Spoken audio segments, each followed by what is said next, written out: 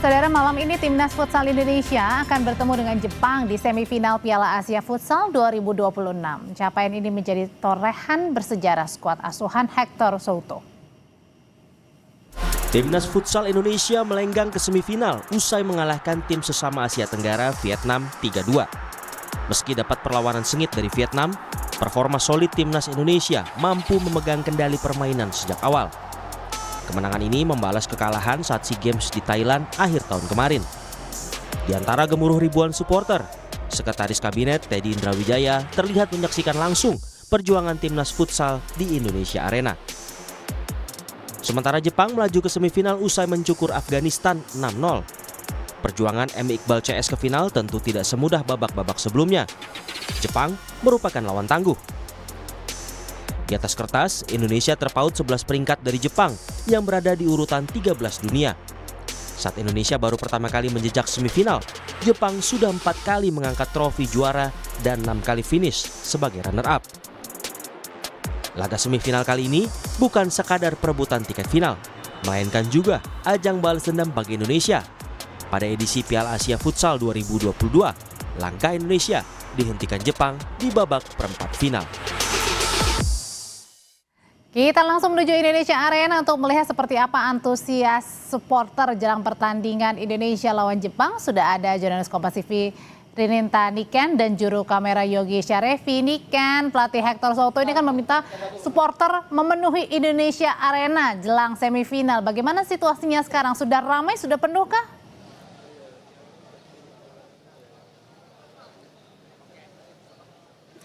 Baik Audrey dan juga saudara, saat ini saya berada di Indonesia Arena, tentunya ingin menunggu atau menyaksikan partai laga Timnas Futsal Indonesia dan juga Jepang. Tentunya jika pada saat perempat final kemarin jumlah supporter yang ada di Indonesia Arena memenuhi 8.000 supporter, tentu jumlah ini akan terus bertambah mengingat prestasi futsal Indonesia yang kian lama saat ini menjadi sorotan.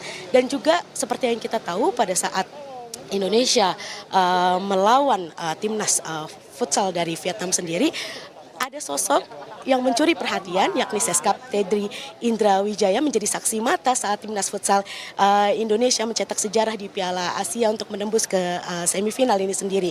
Namun sebelumnya ada juga selebritas tanah air seperti Atta Halilintar, Torik, dan juga Coach Justin yang ingin menyaksikan laga secara langsung.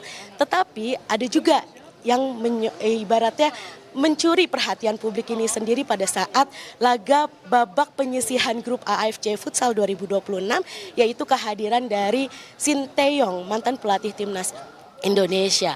Tentu malam ini Indonesia akan tampil di semifinal Piala Asia, maksud saya Futsal 2026 pada pukul 19.00.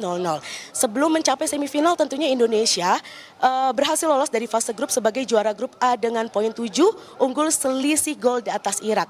Indonesia kemudian memastikan tiket ke semifinal berkat kemenangan 3-2 atas Vietnam. Ini menjadi semifinal pertama bagi Indonesia di Piala Asia Futsal dalam 11 kali keikutsertaannya. Pada babak semifinal ini sendiri Indonesia akan berhadapan dengan Jepang yang sebelumnya mengalahkan Afghanistan maksud saya dengan skor besar yaitu 6-0.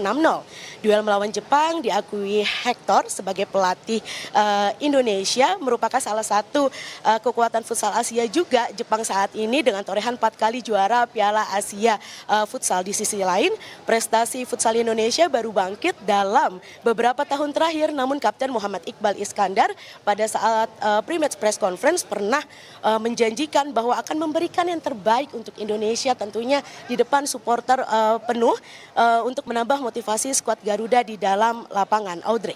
Saya amini tadi kalimatnya Niken ya, Indonesia lolos final. Terima kasih Niken laporannya langsung dari Indonesia Arena. Lalu bagaimana peluang Indonesia menghadapi Jepang malam hari ini di laga semifinal Piala Asia Futsal 2026? Bisakah Indonesia menembus final sekaligus juga membalas kekalahan di ajang yang sama pada tahun 2022? Kita bahas malam hari ini bersama mantan Kapten Timnas Futsal Indonesia, Fenard Huta Barat atau Bung Feve. Selamat malam Bung Feve. Iya, selamat malam Mbak. Bung Feve, kalau dilihat malam hari ini kita akan menghadapi Jepang ya untuk semifinal. Sejauh ini bagaimana performa timnas kita? Ya, kalau melihat performa timnas sejak awal fase grup dan juga sampai sekarang masuk ke partai semifinal, saya pikir sangat konsisten ya. Penampilan dari para pemain, arahan dari Hector Suto sangat luar biasa. Dan kalau kita lihat memang kualitas dari segi permainan dan juga kolektivitas yang terlihat ini lebih menonjol dibandingkan individu ya. Inilah satu kelebihan menurut saya gimana Hector Suto bisa merubah komposisi cara bermain Indonesia ini menjadi seperti yang sekarang sangat luar biasa. Dan kalau kita berbicara yang namanya level pertandingan dan juga level kualitas dari fisik yang dimiliki Indonesia, ini tidak kalah dengan negara lain. Dan kalau kita berbicara juga masalah peringkat, walaupun Jepang sekarang ada di peringkat 11 masih di atas Indonesia, saya pikir ini bukan jaminan juga untuk Jepang bisa menangkan pertandingan dengan begitu gampang, karena Indonesia sekarang udah nggak bisa dianggap enteng lagi. Dan Indonesia saya yakin akan membalas kesalahan di ajang Piala Asia yang lalu, di mana kita kalah di perempat final juga melawan Jepang. Bung Feve, ini kan di atas kertas memang tadi Bung Feve mengatakan kalau peringkat Indonesia ini memang di bawah Jepang. Nah, apakah ini juga bisa mungkin menjadi tolak ukur atau ya harusnya tetap tadi kita tetap gas aja mainnya supaya syukur-syukur bisa menang malam hari ini? Ya, kita nggak perlu berbicara yang namanya peringkat ya, yang harus menjadi momok ditakuti oleh para pemain juga. Karena kita juga bisa melihat kemarin, di mana Thailand juga peringkatnya lebih bagus, ternyata bisa dikalahkan juga oleh Irak ya. Pada saat drawing, kebetulan saya yang drawing pada saat itu di tahun lalu, itu juga saya mengunggulkan 4 negara yang lolos ke semifinal, yaitu Indonesia, Jepang, Iran, dan juga sama Thailand. Ternyata Thailand meleset perkiraan saya. Irak lah yang tembus. Artinya bahwa peringkat itu bukan menjadi jaminan bagi setiap negara. Sekarang kita bermain di kandang sendiri, kita didukung dengan begitu banyaknya penonton, dan ini bisa dimotivasi juga bagi para pemain untuk bisa memberikan yang terbaik. Bahkan menurut saya, sekarang ini justru malah Jepang pun juga agak sedikit khawatir dan was-was hadapi Indonesia. Karena kalau kita melihat bagaimana cara kualitas permainannya, ini Indonesia jauh berbeda. Walaupun kita sempat di era Kensuke, pelatih kita dulu di timnas Indonesia, yang sekarang menukangi Jepang, itu memang Kensuke sudah mengetahui bagaimana karakter pemain. Tapi di bawah arahan Hector Suto, kita praktis berubah dari cara sistematis permainan, kolektivitas, dan ini sangat berubah. Dulu kalau saya boleh katakan yang ada sekarang di tim nasional Indonesia saat ini itu semua adalah pemain Kensuke ketika pada saat Kensuke menukangi tim nasional kita.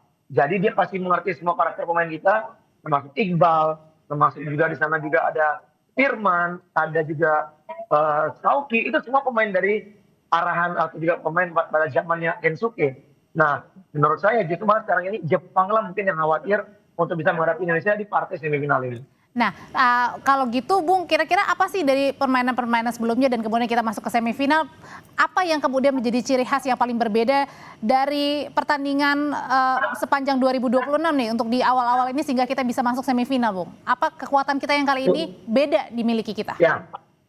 Ya kita lihat aja kemarin pada saat di game ya, kita mendapatkan emas. Dan saya mengikuti terus di eranya Hector Suto ya. Dimana kalau kita memang Indonesia yang saya katakan tadi jauh berubah adalah bagaimana kolektivitas defense. Kita bermain sangat luar biasa dari segi stamina. Indonesia kelebihannya adalah melakukan pressing tinggi ketika menghadapi siapapun lawannya. Kemarin di perempat final kita melawan Vietnam. Kenapa Vietnam tidak bisa berkembang? Karena Hector Suto memerintahkan para pemain untuk memberikan tekanan pressing tinggi di area zona permainan Vietnam ketika Vietnam menguasai bola. Saya yakin nanti lawan Jepang pun hal serupa pasti akan dimainkan oleh Hector Suto, di mana memberikan tekanan tinggi di area permainan dari Jepang, sehingga akhirnya Jepang tidak bisa berkembang. Kita kelebihannya adalah 1v1, itu sangat kuat main. Transisi sangat kuat. Cuman catatannya, walaupun kita menang tipis lawan Vietnam, mungkin yang agak sedikit mendasar, ini harus diperbaiki. Mungkin satu, transisi. Kedua, jangan sampai ada kesalahan individu yang akhirnya membuat kita bisa kebobolan. Itu terjadi kemarin pada saat lawan Vietnam. Reza Gunawan berusaha untuk melewati lawan, dia jatuh, dianggap itu pelanggaran, tapi ternyata play on, dan akhirnya kita kena counter, dan akhirnya Vietnam bisa bikin gol. Nah, hal-hal seperti inilah menurut saya yang harus bisa disikapi pemain, dan harus berhati-hati dalam penguasaan bola. Kalau pemain Jepang, kira-kira siapa sih Bung yang harus kita waspadai? Iya, pemain Jepang ini banyak berpengalaman ya, bahkan juga mungkin di tahun 2022 yang lalu ya kalau nggak salah ya, pada saat kita dikalahkan pun, ada yang masih bermain, terutama kaptennya. Saya lupa namanya, tapi kaptennya sangat pengalaman. Dia bisa menjadi motor permainan daripada tim Jepang sendiri. Tentunya, tapi kalau buat saya, Hector Tito pasti tidak akan menekankan ke satu orang atau dua orang pemain yang untuk diwaspadai. Semua pemain Jepang itu berbahaya. Karena futsal itu bermain secara kolektivitas, bukan per individu. Jadi artinya siapapun pemain-pemain kita nanti yang menjaga lawan-lawannya di lapangan, semua tetap harus disiplin. Oke, Bung, terakhir ini di 2022 kan kita juga pernah lawan Jepang ya, tapi kemudian timnas Indonesia kalah tipis 2-3 ya, Bung, ya waktu itu ya. Ya, betul. Kali ini kita bisa membalas kekalahan 2022? Mbak, kalau kita flashback, oke kita kalah 2-3 pada saat melawan Jepang di Piala Asia 2022. Tapi ada satu hal yang menarik, di mana South Lubis ketika kita mendapatkan momen counter attack 2-1, dan di situ pemain Jepang terjatuh. Dan akhirnya apa yang dilakukan Soki? Dia membuang bola. Fair play dilakukan. Ya, jadi sportsmanship dilakukan, dia tidak meneruskan karena kita bisa ngegolin waktu itu. Harusnya bisa 3-3. Menurut saya, Jepang harus bisa berterima kasih dengan Indonesia pada saat itu karena kita tidak menunjukkan keegoisan karena pada saat lawan cedera. Nah, kalau saya melihat Indonesia bisa membalikkan keadaan, tentunya dengan bermain di disiplin tinggi, berapapun skornya, saya sangat pede Indonesia bisa lolos sampai ke partai final untuk menghadapi Iran. Bung Veve, Fenat Huta Barat, mantan kapten Timnas Futsal Indonesia. Terima kasih untuk ulasannya. Kita nonton malam hari di semifinal Sama-sama. Timnas Indonesia lawan Terima Jepang. kasih.